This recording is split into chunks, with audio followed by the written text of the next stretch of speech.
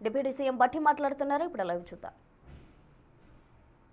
ఇప్పటివరకు మాత్రం I just want to make it very clear to the people of Telangana that నేను ఈ బాధ్యతలో ఉన్నంత కాలం ఏ గద్దల్ని, ఏ దోపిడీదారుల్ని, ఏ వ్యవస్థీకృతమైనటువంటి క్రిమినల్స్ని తెలంగాణ ఆస్తులపైన కానీ తెలంగాణ వ్యవస్థలపైన కానీ నేను పడనేను. I will be keep protecting those things. I will stand for that. Thank you. సరే, ఇది సింగరేణికి సంబంధించి అందుకే అన్నాను నీకు లేకపోతే మిగతా మీడియా సంస్థకి మీ ఇద్దరి మధ్యన ఏ సంబంధాలు ఉన్నాయో, ఏ వైరం ఉందో అది మీ ఇద్దరు తెలుసుకోవాల్సింది. మీ ఇంట్రెస్ట్ల కోసం రాష్ట్రాన్ని, పాలనని, ప్రభుత్వాన్ని, అందులో అధికారుల్ని, మంత్రుల్ని లాగుతామంటే చూస్తూ ఊరుకోవడానికి ఎవరు సిద్ధంగా లేదు. ఈ ఆత్మగౌరవంతో బతుకుదామని, బతకాలని, ఆత్మగౌరవం లేకుండా ఈ సమాజాన్ని దోపిడీ చేస్తూ హింసిస్తున్నటువంటి వర్గాలకు వ్యతిరేకంగా నిలబడి ఆ వర్గాల ఆత్మగౌరవాన్ని సాధించి పెట్టడానికని రాజకీయాల్లోకి వచ్చా. I also live with the same self respect. I don't bend for anything. I stand for that. Amma?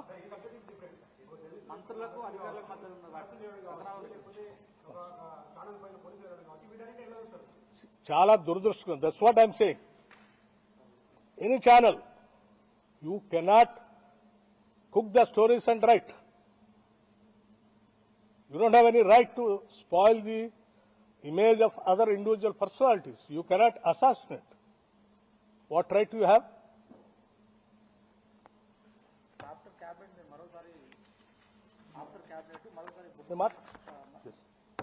Now I have to rush to the Khammam and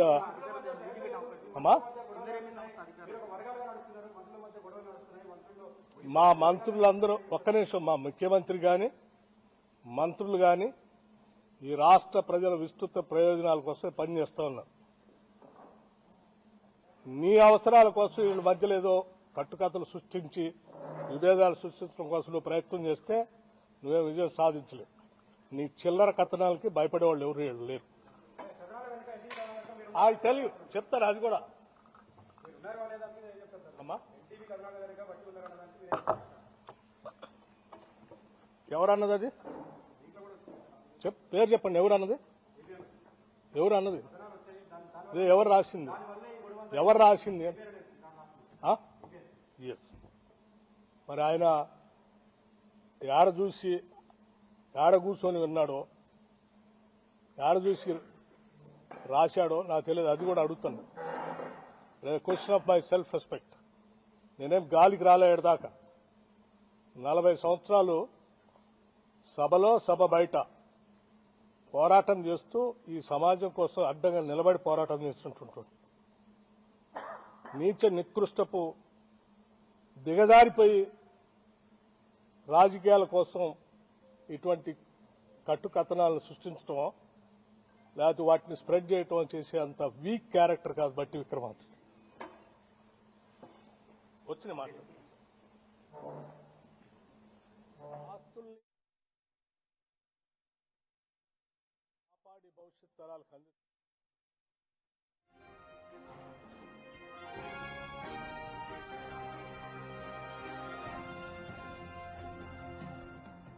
కోల్మైన్ వివాదానికి సంబంధించి డిప్యూటీ సీఎం బట్టి విక్రమార్క స్పందించడం జరిగింది. ఒక లక్ష్యం కోసం తాను రాజకీయాల్లోకి వచ్చానే తప్ప ఆస్తులు అనుభవించడానికి, హోదా కోసం రాజకీయాల్లోకి రాలేదంటూ కూడా డిప్యూటీ సీఎం స్పష్టం చేశారు. తన ఆత్మగౌరవానికి బతకాలని రాజకీయాల్లోకి వచ్చాను అంటూ కూడా ఆయన చెప్పడం జరిగింది.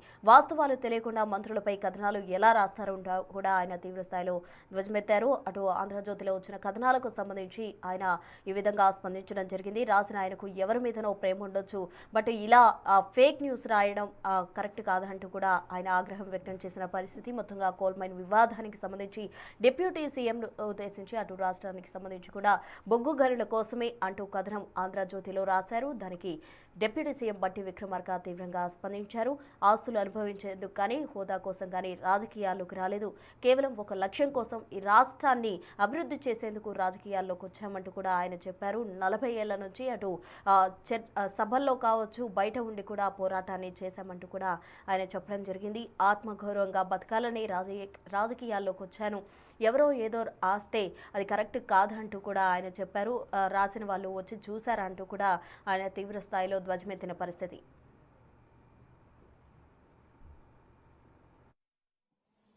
నా పేరు కూడా తీసుకొని వచ్చి వారు పెద్ద అక్షరాలతో రాశారు. ముందుగా అసలు సింగరేణి కాలరీకి సంబంధించిన ఆస్తులు బొగ్గు గనులన్నీ కూడా తెలంగాణ ప్రజల ఆత్మాది. తెలంగాణ రాష్ట్ర ప్రభుత్వం ఈ రాష్ట్రానికి సంబంధించిన ఆస్తులు. ఆ ఆస్తుల్ని ఈ ఆత్మని కాపాడి భవిష్యత్ తరాలకు అందించడమే నా ముందు ఉన్నటువంటి ఏకైక లక్ష్యం. రాధాకృష్ణ గారి లాగా నేను ఏది పడితే అది మాట్లాడటమో ఏది పడితే అది రాయటమో నేను చేయను. ఎందుకంటే నాకు కొన్ని బాధ్యత, ఒక విధానం కూడా ఉంది. ఎందుకంటే నేను రాజకీయాల్లోకి వచ్చిందే ఒక లక్ష్యం కోసం వచ్చాను. ఆస్తులు సృష్టించుకోవటం కోసం, వ్యాపార సామ్రాజ్యాలు విస్తరించుకోవటం కోసం, లేకపోతే అధికారాన్ని హోదాగా అనుభవించడం కోసం నేను రాలేదు. నేను ఒక ప్రత్యేక లక్ష్యం కోసమే రాజకీయాల్లోకి వచ్చాను. నా లక్ష్యం ఇక్కడ ఉన్నటువంటి ఆస్తుల్ని, వనరుల్ని, వ్యవస్థల్ని అన్నిటినీ కూడా సమాజంలో ఉన్న అన్ని వర్గాలకి సమానంగా పంచడం కోసమే నేను రాజకీయాల్లోకి వచ్చాను. దారి దోపిడిగారులు లేకపోతే గద్దల్ లాంటి వాళ్ళు సమాజం మీద పడి పీక తింటా ఉంటే వాళ్ళని రక్షించడం కోసం, వాళ్ళ తరఫున మాట్లాడటం కోసం రాజకీయాల్లోకి వచ్చాను. అటువంటి నాకు నా జీవితం చాలా ట్రాన్స్పరెంట్ గా ఉంటుంది.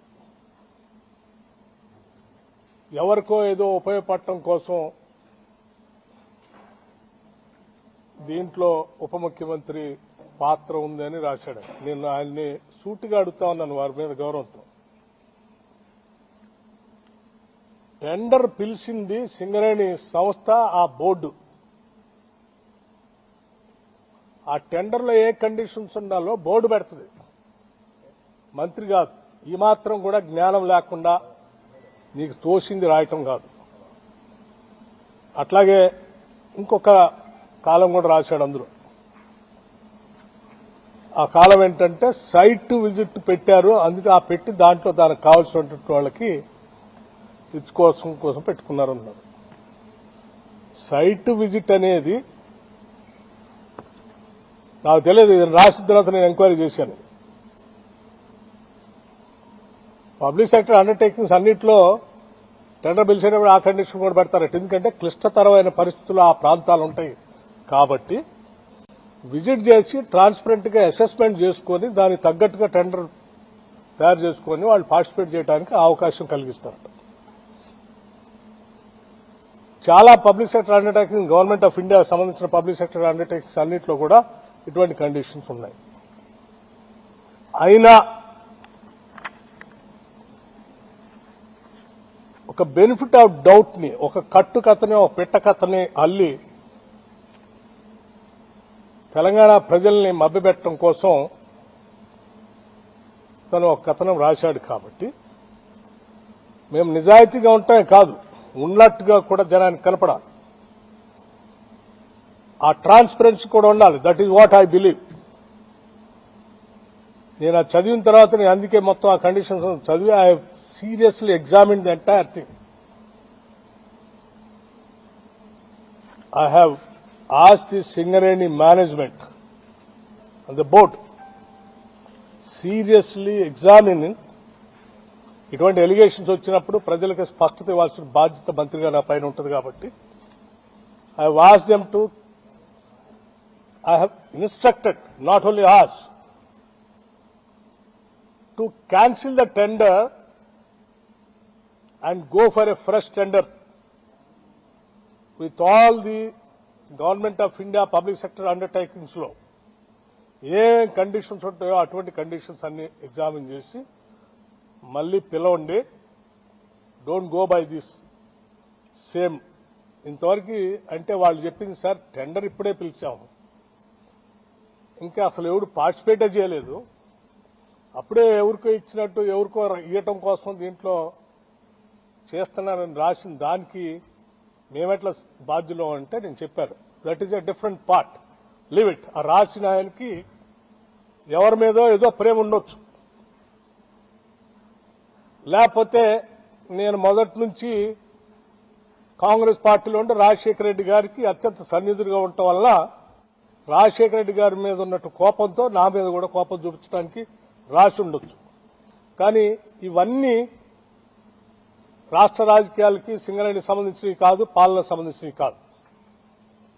ఒక బెనిఫిట్ ఆఫ్ డౌట్ వచ్చింది కాబట్టి దాన్ని క్యాన్సిల్ చేయండి. మిగతా విషయాలన్నీ కూడా నేను రాధాకృష్ణ తేల్చుకుంటాము. ఇది ప్రజలకు సంబంధించింది కాబట్టి ఇమ్మీడియట్ గా క్యాన్సిల్ ఇట్ అని చెప్పండి. I'm already instructed the Singareni board people to cancel it. ఇక రాధాకృష్ణ విషయానికి ఈ కట్టుకథ పిట్టకథ రాసిందని అన్నిటికీ అతను ఏ ఉద్దేశంతో రాశాడు, ఎందుకు రాశాడు, ఏ రాజకీయ ఉద్దేశం ఉంది, దాని వెనక ఎవరుండి నడిపిస్తున్నాడో అన్ని విషయాలు మళ్ళీ తిరిగి వచ్చిన తర్వాత నేను మొత్తం ఫుల్ ఫ్లెడ్జ్డ్ గా ప్రెస్ని పిలిచి నేను మాట్లాడతాను. అప్పటి వరకు మాత్రం I just want to make it very clear to the people of Telangana that నేను ఈ బాధ్యతలో ఉన్నంత కాలం ఏ గద్దల్ని, ఏ దోపిడీదారుల్ని, ఏ వ్యవస్థీకృతమైనటువంటి క్రిమినల్స్ ని తెలంగాణ ఆస్తులపైన కానీ తెలంగాణ వ్యవస్థలపైన కానీ నేను పడనేను. I will be keep protecting those things. I will stand for that. Thank you.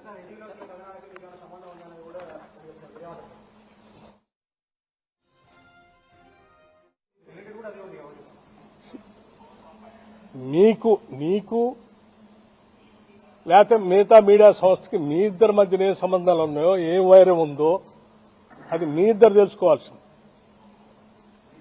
మీ ఇంట్రెస్ట్ల కోసం రాష్ట్రాన్ని, పాలనని, ప్రభుత్వాన్ని, అందులో అధికారుల్ని, మంత్రుల్ని లాగుతామంటే చూస్తూ ఊరుకోవడానికి ఎవరు సిద్ధంగా లేరు. ఈ ఆత్మగౌరవంతో బతుకుదామని, బతకాలని, ఆత్మగౌరవం లేకుండా ఈ సమాజాన్ని దోపిడీ చేస్తూ హింసిస్తున్నటువంటి వర్గాలకు వ్యతిరేకంగా నిలబడి ఆ వర్గాల ఆత్మగౌరవాన్ని సాధించి పెట్టడానికని రాజకీయాల్లోకి వచ్చా. I also live with the same self respect. I don't bend for anything. I stand for that. ఏమ్మా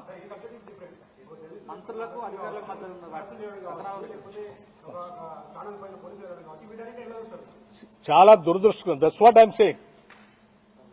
any channel you cannot cook the stories and write. You don't have any right to spoil the image of other individual personalities. You cannot assassinate. What right do you have? After cabinet, yes. Now I have to rush to the Khammam and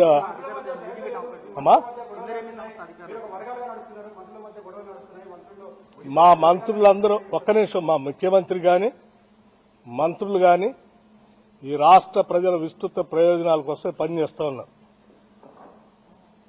నీ అవసరాల కోసం వీళ్ళ మధ్యలో ఏదో కట్టుకథలు సృష్టించి విభేదాలు సృష్టించడం కోసం నువ్వు ప్రయత్నం చేస్తే నువ్వే విజయం సాధించలేవు.